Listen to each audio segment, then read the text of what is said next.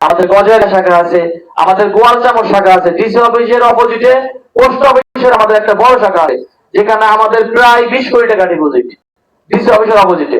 সেই শাখা আছে, আপনি যে কোনো শাখা থেকে আপনি টাকা তুলতে পারবেন। আপনার প্রয়োজন হবে আপনি টাকা উঠাবেন, যে কোনো শাখা থেকেই পারবেন, যে কোনো শাখায় আপনি জমা দিতে পারবেন। আর আরেকটা বিষয় হলো, আমরা কিন্তু আপনাদের এই বাজারে অনেক আগেই আসছি। আপনাদের এই বাজারে আমাদের পোস্ট অফিসের যখন ফরিদপুরে আমাদের যখন ব্যাংক এশিয়ার এজেন্টশিপ লাইসেন্স প্রদান করা হয়, তখন অনেক লোককে আমরা লাইসেন্স প্রদান করি। আপনাদের এই বাজারে আমরা বেশ কিছুদিন আগেই আসছি, কিন্তু বিশেষ কিছু কারণে হয়তো আমরা আপনাদের ওইভাবে সেবা প্রদান করতে পারি নাই। হয়তো এজেন্টের ব্যস্ততা বা অন্য বিভিন্ন কারণ থাকতে পারে, পূর্ণাঙ্গ সেবাটা আমরা দিতে পারি নাই।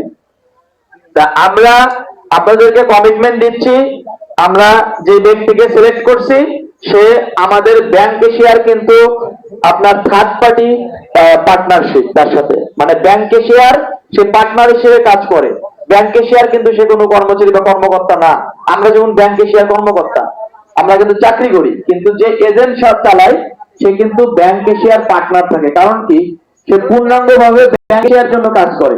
ওই ফরিদপুর ব্রাঞ্চে ব্যাংক এশিয়ার যে ডিপোজিট, যে উইথড্র, লোন দেওয়ার কাজ করে, আমাদের এজেন্টও কিন্তু সেই ডিপোজিট, লোন দেওয়া, অন্যান্য সুযোগ সুবিধা সবকিছু নিয়ে কাজ করবে।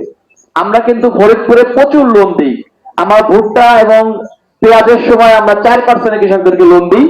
এই লোনের ব্যাপারে আমাদের পরবর্তীতে কথা বলবে আমাদের Faridpur asset operation RM Mithun দা।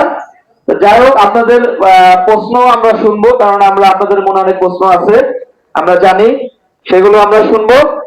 এই মুহূর্তে আপনাদের সামনে লোন এবং অন্যান্য সুযোগ সুবিধা নিয়ে কথা বলবে আমাদের ফরিদপুর জেলার asset operation RM Mithun Chakraborty. তাকে কিছু বলার জন্য আমি অনুরোধ করছি।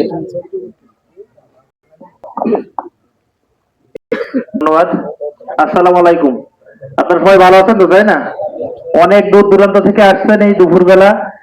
আর আপনাদের ভিতর যে উৎকণ্ঠা দেখেছি আমরা, যে এইখানে ব্যাংক উদ্বোধন হচ্ছে, ব্যাংকিং ট্রানজেকশন করবেন, এটা দেখেই আসলে আমরা ফরিদপুর থেকে আসছি।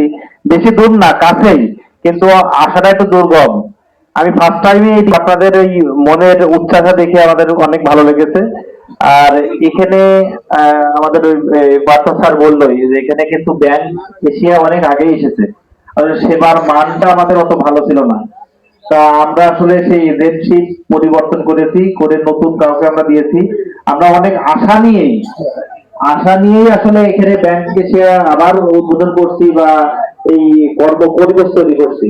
আমরা এইবার যেন ফেল না হই, এটা আসলে বিশেষ করে আমাদের অনুরোধ আমাদের সাথিয়া ভাইয়ের কাছে, সাথে আমাদের মনিরুজ্জামান ভাইয়ের কাছে, যে আমরা যে উদ্দেশ্য নিয়ে আমরা আসলে এখানে বসেছি, এখানে কেউ দুটো কথা শোনার জন্য না, বা কি এখানে নাস্তা দেবে না কি দেবে এই জন্য না। আমি এটাও মনে করি যে ব্যাংকিং লেনদেনটার জন্য সুষ্ঠুভাবে সবাই এখানে করতে পারে, সেই উদ্দেশ্য নিয়ে আমরা এখানে বসেছি, তাই না?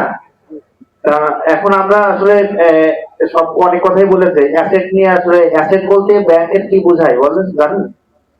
ব্যাংক কিন্তু মানুষের টাকা গচ্ছিত রাখে, রাখার বিনিময়ে কি দেয়? ব্যাংক লোন দেয়। ব্যাংকের ইনকামের পোর্শন কিন্তু এইটাই।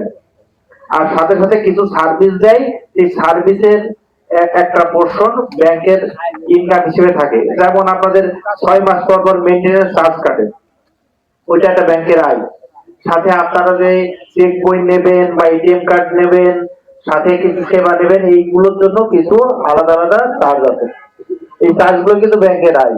এর থেকে সবচেয়ে বড় আসে কি? লোন দিয়ে। আমরা এই ব্যাংকে সে এজেন্ট ব্যাংকিং যখন শুরু করে, তখন কিন্তু এজেন্ট ব্যাংকিং এ লোন দেওয়ার পারমিশন ছিল না, সবকিছুই